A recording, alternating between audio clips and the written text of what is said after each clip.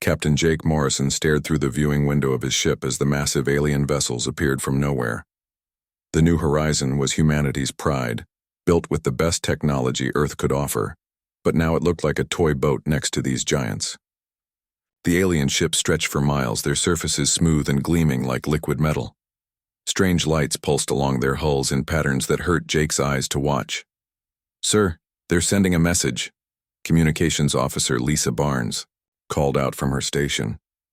Her voice shook slightly as she adjusted the controls. "It's coming through on multiple frequencies at once.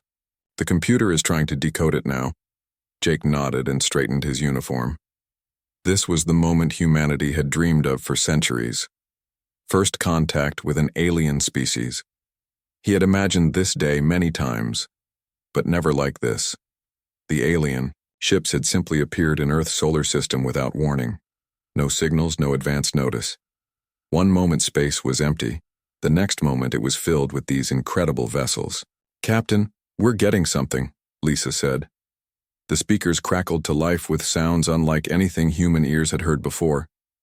Complex tones and rhythms that seemed to carry meaning beyond words. Then suddenly the sounds changed. They became words Jake could understand. "Primitive vessel, you will cease movement and prepare for inspection. Your species has been detected and catalogued. Compliance is expected." The voice was cold and mechanical, but Jake could hear something else beneath it. Contempt. The same tone someone might use when talking to a misbehaving pet. Jake activated the ship's communication system.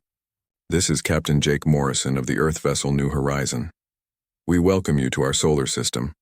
We come in peace and hope to establish friendly relations between our species." There was a long pause before the response came.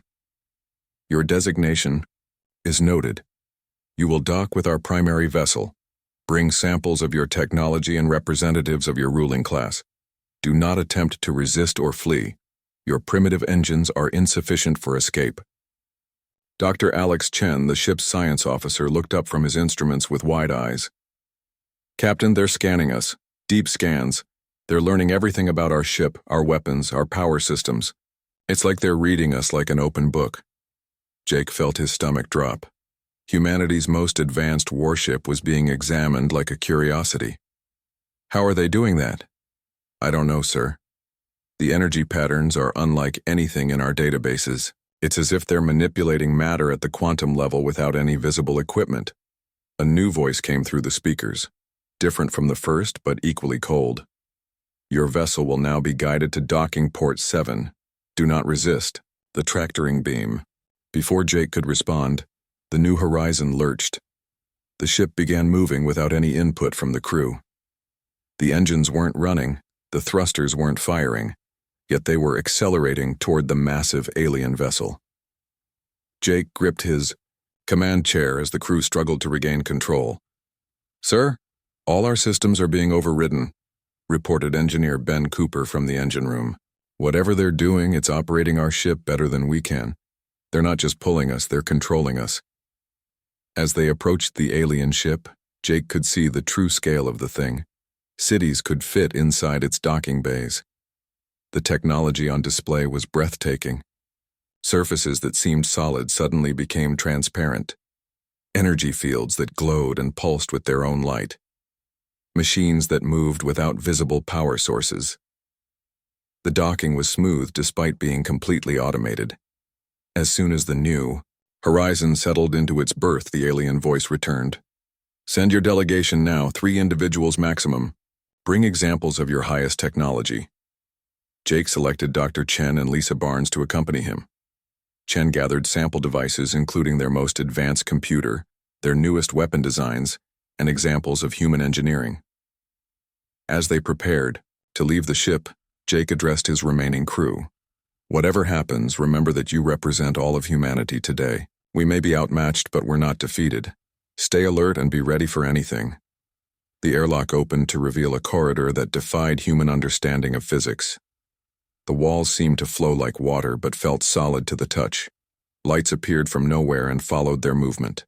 The air itself seemed to sparkle with energy. Their escort was waiting. The alien was tall, nearly 8 feet, with skin that looked like living crystal. Its eyes were large and multifaceted like an insect's, but held an intelligence that was clearly superior. When it spoke, the words seemed to form directly in their minds rather than coming through their ears. I am Sub-Commander Kethvar. You will be taken to High Consul Vexithara for evaluation. Do not touch anything. Do not speak unless addressed.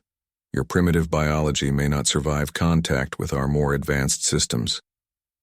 They walked through corridors filled with wonders, rooms where gravity seemed optional, walls that displayed three-dimensional images of star systems Jake had never seen, machines that hummed with power beyond human comprehension. Finally, they entered a vast chamber where the High Consul waited. The alien leader was even more impressive than their escort, with skin that shifted colors like an oil slick, and eyes that seemed to hold the depth of space itself. So these are the primitives, Vexithara said, examining them like specimens in a laboratory. Show me what you call technology. Dr. Chen stepped forward nervously and presented their quantum computer, their most advanced achievement. The High Consul looked at it for a moment, then reached out with one crystal finger. The device simply dissolved, its atoms rearranging themselves into a perfect sphere of metal. Crude, the High Consul said. Your manipulation of quantum states is elementary. Watch. The alien gestured, and the air in front of them shimmered. Matter began forming from nothing, atoms coming together to create a perfect diamond the size of Jake's fist. Then the diamond became liquid, then gas, then reformed as gold. This is what real technology looks like, Vexithara continued. Your species plays with fire and metals like children with toys. We reshape reality itself. Jake found his voice, despite his awe. What do you want from us? The High Consul's expression might have been amusement. Want? Nothing. We offer you protection. Your world will become part of our empire. You will be cared for as we care for all primitive species. Your violence will be controlled. Your destructive nature will be contained. In return, we will ensure your survival. And if we refuse? Jake asked, though he already knew the answer. Refusal is not possible, Vexithara replied. You cannot refuse any more than an insect can refuse the coming of winter. Accept your place gratefully, primitive one. We are saving you from yourselves. 3 months had passed since the Zephyrians arrived, and Earth had become a different world. Governor Thexmoran had established orbital stations around the planet like a cage of stars. From his command post above North America, he watched humanity struggle to adapt to their new reality. President Karen Williams sat in what used to be the Oval Office, but now served as little more than a message center for alien commands. General Paul Martinez stood beside her, his uniform stripped of all weapons and rank insignia per Zephyrian regulations. The morning briefing had become a daily humiliation. The mining operations in Australia are behind schedule, Karen read, from the crystal tablet the aliens had given her. Governor Thexmoran requests an explanation for human worker inefficiency. Paul clenched his jaw. They're extracting rare earth metals faster than our equipment can handle. The workers are exhausted. We've told them this, but they don't listen. They don't have to listen, Karen said quietly. We're not partners in this arrangement, we're livestock being managed. Outside the White House, Zephyrian patrol craft drifted silently through the sky. The aliens had banned all human aircraft above a certain altitude. Earth's space program had been shut down completely. Humanity's reach now extended no further than the aliens allowed. But the Zephyrians had made their first mistake in their assessment of human nature. They saw Earth's divided nations and assumed humans couldn't work together effectively. They missed the networks forming in the shadows. Dr. Amy Rodriguez worked late into the night in her laboratory at MIT. Officially, she was studying alien energy readings to help improve human power systems. Unofficially, she was doing something much more dangerous. She was learning how Zephyrian technology actually worked. The energy patterns are consistent, she muttered to herself as she reviewed the data. Their ships, their weapons, their tools, they all use the same basic principles. Quantum field manipulation powered by controlled fusion cores. Her computer chimed with an encrypted message. It was from Dr. Tony Hayes at CERN, sent through a communication network the aliens hadn't detected. The message was simple. Found something interesting. Can you access Zephyrian shield frequency data? Amy smiled grimly. Tony wasn't the only one asking such questions. Across the globe, human scientists were quietly sharing information. The aliens had forbidden military research, but they'd allowed scientific study to continue. They saw no threat in human curiosity about physics and mathematics. Ben Cooper was asking different questions in his laboratory in Tokyo. The mathematician had been analyzing Zephyrian ship movements and had noticed something odd. They follow patterns, he told his colleague Dr. Janet Stone over their secure channel. Their patrol routes, their response times, even their communication protocols. Everything follows mathematical patterns. Janet, a former Air Force colonel now working as a civilian consultant, understood the implications immediately. Patterns can be predicted, and if they can be predicted, they can be exploited. The underground network grew daily. Scientists from every nation shared data through channels the Zephyrians couldn't monitor. The aliens had destroyed humanity's military satellites, but had left communication networks largely intact. They saw human internet traffic as harmless chatter, not understanding how quickly information could spread through these primitive systems. Dr. Claire Watson made the breakthrough that changed everything. Working with pieces of Zephyrian equipment left behind after a repair operation, she discovered the aliens' fatal weakness. Their technology was incredibly advanced, but it was also incredibly dependent on centralized control systems. Look at this, she explained to her team of engineers via encrypted video call. Every Zephyrian device connects to their command network. Their ships, their weapons, their shields, everything operates through quantum entanglement with their primary systems. It makes them incredibly efficient, but also incredibly vulnerable. Sam Parker, an engineer who had worked on NASA's Mars missions before the occupation, saw the implications immediately. If we could disrupt that connection even temporarily, their entire system would fail. Exactly, Claire confirmed.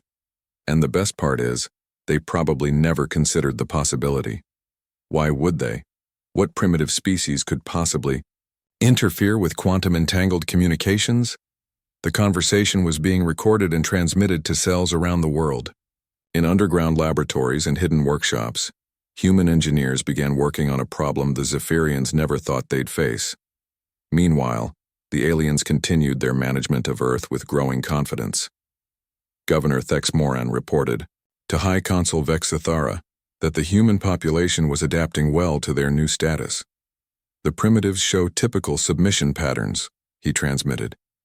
Their leaders comply with all directives. Their military has been successfully disbanded. Their scientific community focuses on approved research only. High Consul Vexthara reviewed the reports from his flagship. And their production levels? Improving steadily. Human workers respond well to structured guidance. We estimate full integration into the Empire within 2 standard years. Neither alien commander noticed the subtle changes happening below them. They didn't see the way human workers had begun memorizing alien patrol schedules. They missed the significance of the increasing cooperation between former enemy nations. They failed to detect the growing network of scientists and engineers sharing forbidden knowledge. The Zephyrians had made a crucial error in understanding human psychology. They saw humanity's warlike history and assumed it was simple primitive aggression. They failed to recognize that human conflict had always been driven by problem-solving instincts. Humans fought because they were good at adapting to overcome challenges. Rick Thompson, the former director of NASA, had been relegated to managing a small research facility in Nevada. Officially, he was studying ways to improve human mining efficiency for their alien overseers. Actually, he was overseeing the most ambitious covert operation in human history. The components are coming together, he reported to his hidden network. We have fusion specialists from 6 countries, materials experts from a dozen more. The aliens think we're building better mining equipment. They have no idea what we're really creating. Pilot Nova Grant had been grounded like all human pilots, but she hadn't been idle. Working with a team of engineers, she had been modifying human spacecraft in ways the aliens would never suspect. The modifications were hidden within existing systems, disguised as maintenance upgrades. The beautiful thing about primitive technology, she explained to her team, is that it's modular. We can hide advanced systems inside crude-looking equipment. The aliens expect us to be simple so they don't look too closely at our simple-looking machines. The breakthrough that surprised everyone came from the most unexpected source. Kyle Adams was 17 years old and had spent most of his life playing video games. When the aliens arrived, he'd been recruited to help with computer interface problems. His job was supposed to be translating between human and alien data formats.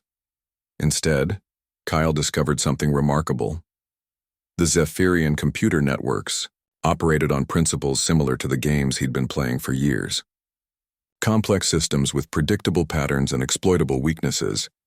It's like a really complicated real-time strategy game, he explained to Dr. Watson. They have all these powerful units, but they're all controlled from a central command structure. In games, that kind of setup is vulnerable to coordinated attacks on the command center. The adults around him didn't dismiss his analysis. They'd learned to listen to any insight that might help them understand their situation. And what Kyle was describing matched exactly what the scientists had been discovering through their own research. As winter approached, the Zephyrian occupation had settled into routine. The aliens were confident in their control, satisfied with human compliance, and completely unaware of the storm gathering beneath their feet. They had successfully conquered Earth, but they had failed to conquer the human spirit of innovation. In laboratories and workshops around the world, humanity was preparing its response. The aliens had called them primitive, and in many ways they were right. Human technology was crude compared to Zephyrian achievements. But primitiveness had advantages the aliens had never considered. Primitive meant adaptable. Primitive meant resourceful. And most importantly, primitive meant unpredictable. 6 months into the occupation, the Zephyrians had grown comfortable with their success. Governor Thex Moran rarely bothered to personally inspect Earth operations anymore.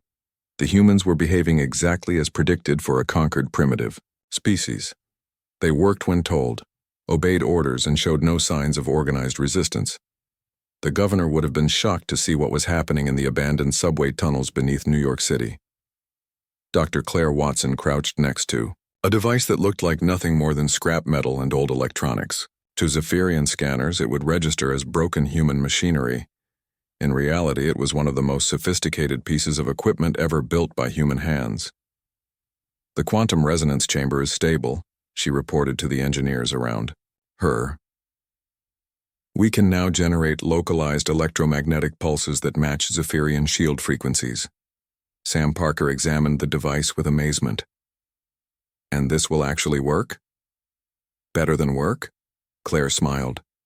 It'll work in ways they never expected. Their shields are designed to deflect energy weapons and projectiles. They've never encountered anyone insane enough to attack the shields themselves with precisely tuned quantum interference.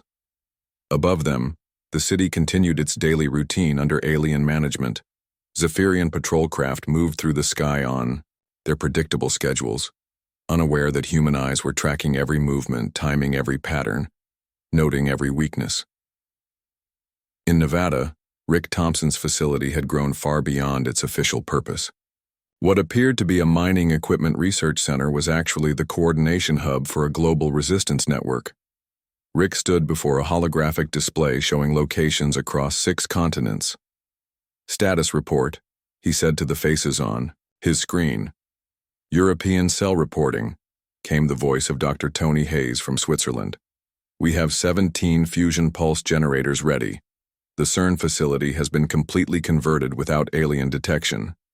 Asian operations here, reported Ben Cooper from his Tokyo laboratory. Network analysis is complete. We've mapped every Zephyrian communication node in this sector.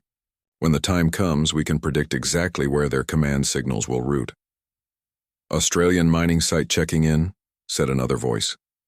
We've been installing our devices inside the actual mining equipment. The aliens think we're just improving efficiency. They have no idea we're building the largest electromagnetic pulse array in history. Rick nodded with satisfaction. The plan was ambitious beyond anything humanity had ever attempted. Instead of trying to match Zephyrian technology, they were going to turn the aliens' own advantages against them. The key insight had come from Kyle Adams, the teenager whose gaming experience had proved invaluable in understanding alien network architecture. He'd spent months studying captured Zephyrian systems, learning to think like their programmers. The thing about really advanced civilizations, Kyle explained to a gathering of scientists, is that they optimize for efficiency, not for chaos. Their systems are incredibly powerful, but they assume predictable conditions. They've never had to deal with someone deliberately introducing chaos into their networks. Dr. Amy Rodriguez had taken Kyle's insights and developed them into something practical. Every Zephyrian system operates on quantum entanglement principles, she explained. Their ships, weapons, and shields all maintain constant communication, with central command nodes. This makes them incredibly responsive, but also incredibly vulnerable to coordinated interference. The plan they'd developed was elegant in its simplicity. Instead of trying to destroy Zephyrian technology, they would temporarily disconnect it from the command network.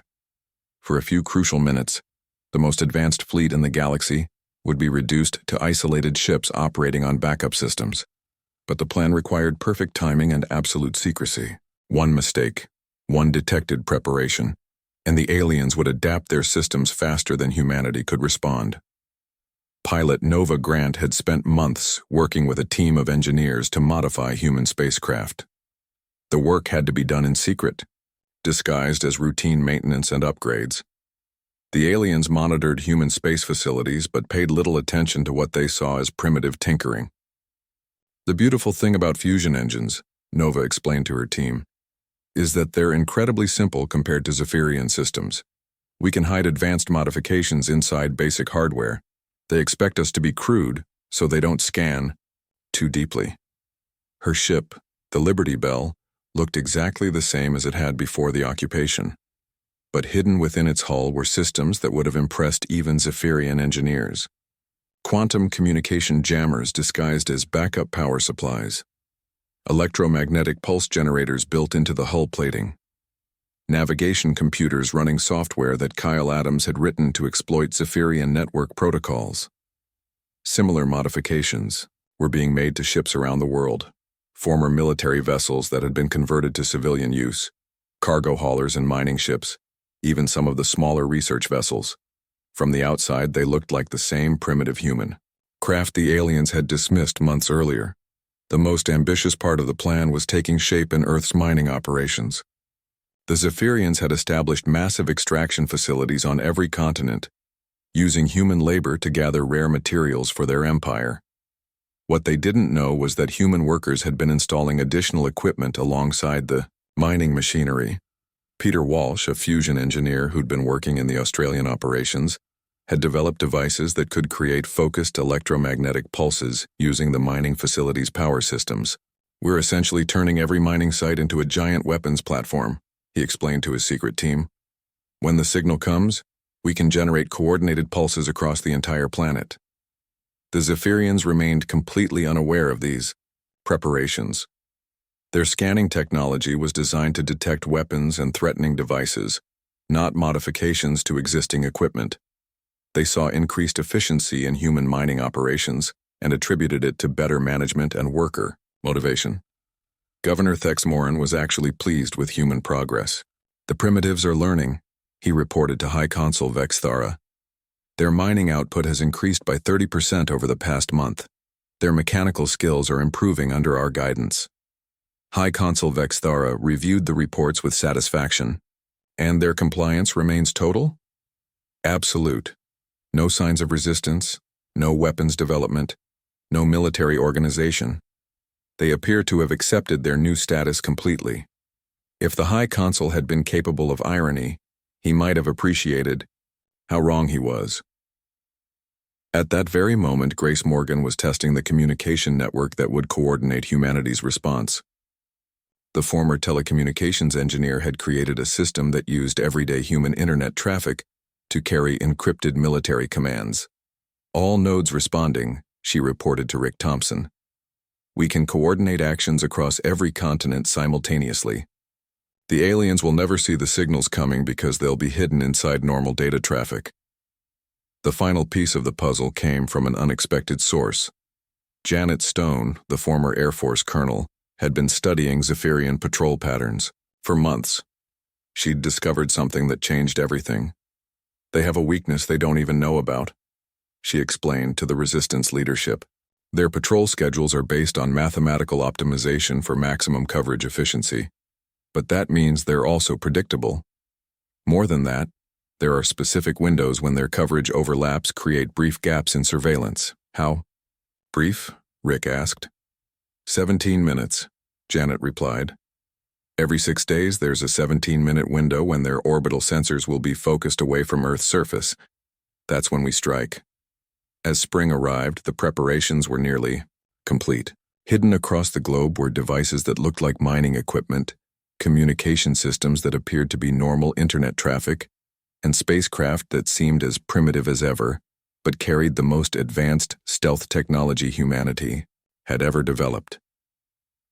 The Zephyrians continued their routine management of Earth, confident in their superiority and comfortable with human submission. They had no idea that beneath their feet, the most ambitious military operation in human history was reaching its final stages. Kyle Adams, working in his hidden laboratory, put the finishing touches on the virus he would introduce into Zephyrian networks. It was designed to spread through their quantum communication systems like wildfire, temporarily severing the connection between ships and command nodes. It's ready, he announced to his team. When we activate this, we'll have maybe 5 minutes before they adapt and close the security hall. 5 minutes when the most advanced fleet in the galaxy will be flying blind. 5 minutes, Rick Thompson repeated when he received the news. 5 minutes to show them what primitive really means.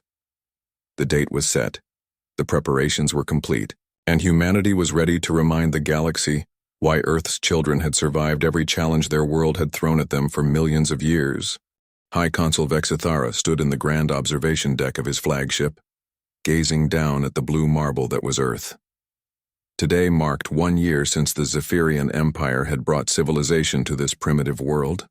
To celebrate, he had summoned the entire Fourth Fleet to Earth's orbit, 312 vessels, representing the pinnacle of Zephyrian military might, hung in perfect formation around the planet. The ceremony would be magnificent.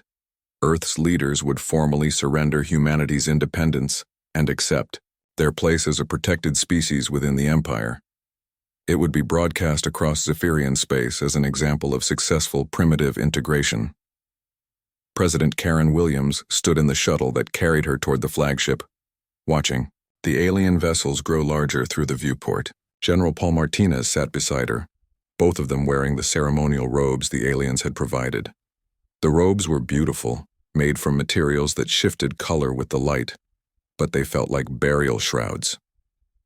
Remember, Karen said, quietly, whatever happens up there, we represent all of humanity. Paul nodded grimly. The whole species will be watching. We can't show weakness, even in surrender. What neither of them knew was that humanity wasn't planning to surrender at all. Far below, in coordination centers hidden across the globe, the Resistance prepared for the moment they had spent a year planning. Rick Thompson stood in his Nevada command center, surrounded by screens showing every human facility on Earth. Grace Morgan's communication network was ready. The modified mining equipment was charged and waiting. The disguised spacecraft were in position. All stations report ready, Grace announced. Network security is green. The aliens still have no idea we're here. Kyle Adams sat at his computer terminal, his fingers hovering over the keyboard that would launch humanity's response. The virus he'd created was loaded and ready. One keystroke would send it racing through Zephyrian quantum networks faster than their security systems could react. Orbital analysis confirms the window, reported Janet Stone. We have exactly 17 minutes of reduced surveillance coverage. After that, they'll detect our activities and adapt. Rick looked around at his team of engineers, scientists, and former military officers. Everyone knows their role. We get one chance at this. If we fail, there won't be a second opportunity. Above them, the ceremony was beginning. High Consul Vexithara had assembled Earth's leaders in the flagship's main ceremonial chamber. The room was a testament to Zephyrian, Achievements with walls that seemed to be made of solid light and floors that showed reflections of distant stars. Welcome, primitives, the High Consul began, his crystalline features reflecting the chamber's ethereal glow. Today marks your species' ascension from barbarism to civilization. You will now formally acknowledge the Empire's protection and guidance. Captain Jake Morrison, who had led the first contact mission a year ago, stood with the other human representatives. He'd been allowed to keep his rank as a symbolic gesture, though he commanded nothing now. As he watched the alien leader's confident display, Jake couldn't help but smile slightly. The High Consul noticed the expression. You find something amusing about your species' elevation, primitive? Not at all, Jake replied. I was just thinking about how much we've learned this past year. Indeed, the Empire's guidance has been beneficial. Your mining operations have improved significantly. Jake's smile grew wider. Oh, we've learned much more than mining techniques. Back on Earth, the signal went out. In mining facilities across 6 continents, human workers who had spent a year pretending to be compliant laborers suddenly activated hidden controls. The equipment the Zephyrians thought was used for mineral extraction revealed its true purpose. Dr. Peter Walsh watched his instruments as the Australian mining complex transformed into the largest electromagnetic pulse generator ever constructed. Fusion reactors at maximum output, he reported, pulse capacitors fully charged. Similar reports came from mining operations around the world. The Zephyrians had helped humanity build a global weapons network without ever realizing it. All stations confirm ready, Grace Morgan announced from her communication hub. Initiating Kyle's network intrusion in 3, 2, 1. Kyle Adams pressed enter, and his virus exploded across Zephyrian quantum networks. The code he'd written spread through their communication systems like a digital wildfire, severing connections between ships and command nodes faster than the aliens could respond. In orbit around Earth, the effects were immediate and devastating. Zephyrian vessels that had operated in perfect coordination for centuries suddenly found themselves isolated. Their shields, which drew power from centralized fusion cores, flickered and failed. Their weapons, which relied on quantum-linked targeting, systems lost their locks on targets. Governor Thexmoran watched in horror as his command displays went dark. What is happening? He demanded of his bridge crew. Restore communications immediately. But there was nothing his crew could do. The virus Kyle had created was designed specifically to exploit the Zephyrians' greatest strength. Their network. Integration. By severing those connections, it had turned their most advanced systems into expensive paperweights. On the flagship, High Consul Vexthara felt his ship shudder as backup systems struggled to maintain basic operations. Report, he commanded, but his crew was already scrambling to understand what had gone wrong. Jake Morrison's smile had become a grin. You know what the problem is with really advanced civilizations? You forget how to fight dirty. Before the High Consul could respond, new contacts appeared on what few sensors remained online. Human spacecraft were rising from Earth's surface, but these weren't the primitive vessels the Zephyrians remembered. These ships moved with impossible grace, their crude fusion engines revealing hidden capabilities that seemed to defy physics. Nova, Grant piloted the Liberty Bell through a perfect spiral climb that brought her within weapons range of a Zephyrian destroyer. Her ship looked exactly the same from the outside, but the modifications hidden within its hull were about to make history. This is Liberty Bell to all human vessels, she broadcast. Time to show them what primitive means. The first shock wave hit the Zephyrian fleet like a tsunami. Coordinated electromagnetic pulses from mining facilities across Earth struck the alien ships simultaneously. Without their shields, the vessels were defenseless against the carefully tuned energy bursts. The second wave came from the human spacecraft. Weapons that appeared to be simple fusion torches revealed themselves as precisely calibrated stellar manipulation devices. Instead of trying to destroy the Zephyrian ships, they targeted the quantum field generators that kept the vessels operational. High Consul Vexithara watched his mighty fleet fall apart around him. Ships that had conquered a dozen star systems now drifted helplessly as their crews struggled with backup systems they'd never needed to use. "Impossible," he whispered. "They're primitives. They have no technology capable of this." Jake Morrison stepped closer to the alien leader. "That's where you made your mistake. You thought primitive meant stupid. You never considered that primitive might mean creative." Emergency klaxons wailed throughout the flagship as more systems failed. The Zephyrians had built their civilization on the assumption that their technology was unassailable. They'd never prepared for an enemy that would attack the technology itself, rather than trying to overpower it. Dr. Claire Watson's voice came through the communication system from Earth's surface. "Attention, Zephyrian vessels. This is Dr. Claire Watson of the Human Resistance. Your fleet is now operating on backup power only. Your shields are down. Your weapons are offline. Your communication networks are severed." She paused to let that information sink in before continuing. "You called us primitive. You said we played with fire and metals like children with toys. You were right. We are primitive, and that's exactly why you're going to lose." The High Consul stared at Jake in growing understanding and horror. "This was planned. All of it. The cooperation, the compliance, the improved mining efficiency."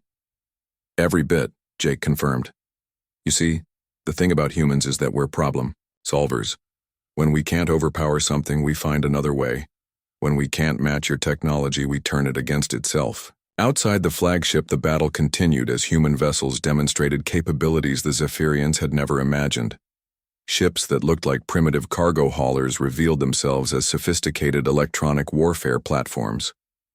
Mining. Vessels equipped with equipment for stellar manipulation began targeting not the Zephyrian ships themselves, but the space around them. "What are they doing?" Vexathera demanded, watching the sensor readings in confusion. Jake's expression had become deadly serious. "They're preparing to show you something no species in the galaxy has ever seen.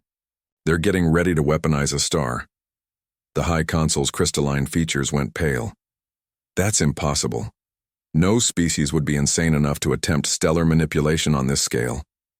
"No advanced species would," Jake agreed. "But we're not advanced, remember? We're primitive. And primitive species do whatever it takes to survive." The moment Dr. Ray Collins had worked toward for an entire year had finally arrived. From his hidden laboratory deep beneath the Sahara Desert, he watched as fusion charges positioned throughout Earth's solar system began their deadly work. The devices looked like simple mining equipment to Zephyrian scanners, but they were actually precision instruments designed to manipulate stellar mechanics on a scale never before attempted. "Stellar ignition sequence initiating," he reported, to the Global Resistance Network. "All fusion charges are synchronized and ready." High Consul Vexathara watched in growing horror as human ships surrounded his crippled fleet. The vessels still looked primitive, with their crude hull plating and simple fusion engines, but they moved with a coordination that spoke of months of careful planning. "What have you done?" he demanded of Captain Jake Morrison, who stood calmly beside him in the flagship's command center.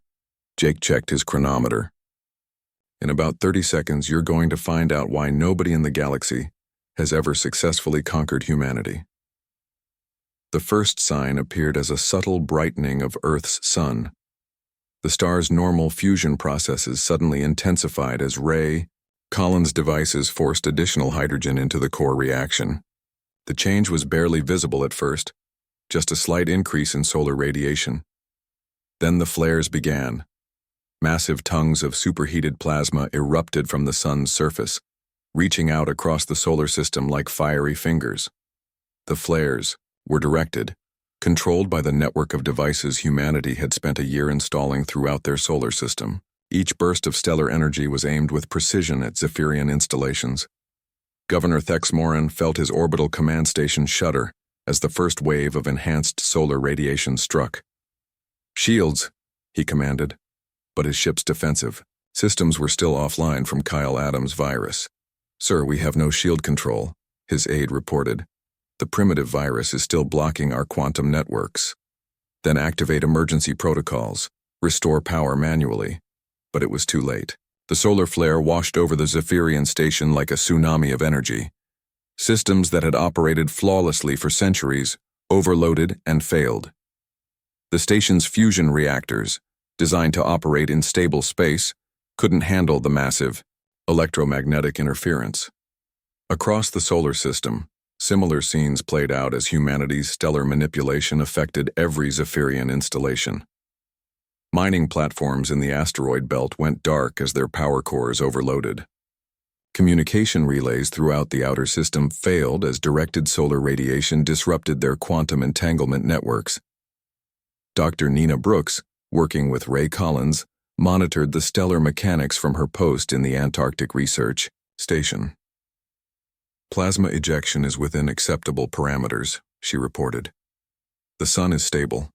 We're not damaging it, just encouraging it to burn a little brighter in specific directions. High Consul Vexthara stared at the displays showing the collapse of his fleet's operations. This is impossible. You cannot control stellar output with such precision. No species has that capability. No advanced species has that capability, Jake corrected.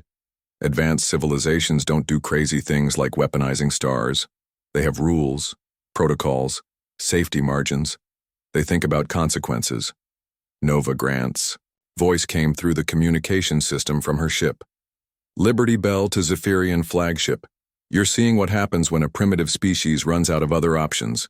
We don't have your advanced technology, so we improvised. The second phase of the attack began as human ships throughout the solar system activated devices the Zephyrians had never seen before. Each vessel carried what looked like mining equipment, but the true purpose was revealed as concentrated fusion. Charges began igniting gas clouds throughout the system. My God, whispered Sub-Commander Kethavar from his damaged cruiser. They're turning Jupiter into a secondary star. The giant planet didn't actually become a star, but the massive fusion. Explosions in its upper atmosphere created a light show visible across the solar system. More importantly, the controlled detonations generated electromagnetic pulses that propagated along Jupiter's magnetic field lines, creating interference patterns that disrupted Zephyrian technology for millions of miles. Back on Earth, President Karen Williams watched the battle from the Resistance Command Center. The sight of human ships outmaneuvering the galaxy's most advanced fleet filled her with a pride she'd never felt before. Status report, she requested from Rick Thompson. All objectives achieved, Rick replied. The Zephyrian fleet is completely disabled. Their communication networks are down. Their power systems are operating on emergency backup only. And we've demonstrated that humanity has weapons they never imagined. The proof of that last point came as human ships began demonstrating the full extent of their stellar manipulation capabilities. Instead of just creating solar flares, they began showing the Zephyrians what happened when a species with nothing to lose decided to weaponize entire star systems. Dr. Peter Walsh, coordinating from the Australian mining facility, activated the final phase of their demonstration. Fusion charges positioned near several of the system's smaller asteroids began a controlled process that hadn't been seen since the formation of the solar system itself. Initiating artificial supernova simulation, he announced. The explosions that followed weren't actually supernovas, but they were close enough to terrify any species that understood stellar mechanics. Concentrated fusion reactions turned small asteroids into miniature stars that burned for exactly 17 minutes before exhausting their fuel and going dark. To the Zephyrians, watching their sensors detect energy signatures that matched stellar collapse events, it appeared that humanity had learned to create and destroy stars at will. High Consul Vexthara fell to his knees as he watched the display. His crystalline features had gone completely colorless with shock. You're insane, all of you. No rational species would develop weapons capable of destroying star systems. That's the thing about being primitive, Jake explained. We're not always rational. We're survivors. And when survival is at stake, we'll use anything available. The communication system crackled to life with transmissions from across the Zephyrian fleet. Ship after ship reported the same message. Total system failure, no weapons, no shields, no long-range communications. Captain Eve Patterson, commanding a converted cargo hauler that now bristled with hidden weapons, opened a channel to the entire alien fleet. "This is Captain Patterson of the Earth Defense Force. Your fleet is disabled. Your technology has failed. Your empire's expansion ends here." She paused to let the weight of those words sink in before continuing. "But here's the thing about humans. We're not conquerors. We're not interested in ruling over other species. We just want to be left alone to develop at our own pace." High Consul Vexithara looked up at Jake with something approaching respect in his multifaceted eyes. "What are your terms?" Jake smiled, but it was a warmer expression than the grim determination he'd shown during the battle. Withdrawal from Earth space, recognition of humanity as an independent species, and an agreement that any future contact will be between equals, not masters and pets. "And in return?" "We'll share what we've learned about improvised engineering. Your technology is impressive, but it's also fragile because it's too dependent on perfect conditions. We can teach you how to build systems that work even when everything goes wrong." General Kate Lewis, who had coordinated the ground-based operations, added her voice to the negotiation. "We'll also share our approach to stellar manipulation. Not the weapons applications, but the energy generation potential. A controlled star can power a civilization for millions of years." The High Consul considered the offer. His fleet was crippled. His empire's expansion had been stopped by a species he'd dismissed as primitive, and now that same species was offering to share the very technology that had defeated him. "You would teach us your methods after we attempted to conquer you?" "That's what civilized species do," Jake replied. "They find ways to cooperate instead of ways to dominate." Dr. Claire Watson's voice came through the communication system one final time. "High Consul, you made one critical error in your assessment of humanity. You thought primitive meant inferior. You never considered that primitive might mean innovative." She paused before delivering the final lesson. "Every advanced species in the galaxy probably has better technology than us, but no advanced species would be crazy enough to turn stars into weapons. That's the advantage of being primitive. We don't know what's impossible, so we do it anyway." As the solar flares began to subside and the artificial stellar events ended, a strange calm settled over the solar system. The Zephyrian fleet hung powerless in space while human vessels maintained careful watch. But instead of the aftermath of conquest, this felt like the beginning of something new. High Consul Vexithara stood slowly, his crystalline features beginning to show color again as he processed what had happened.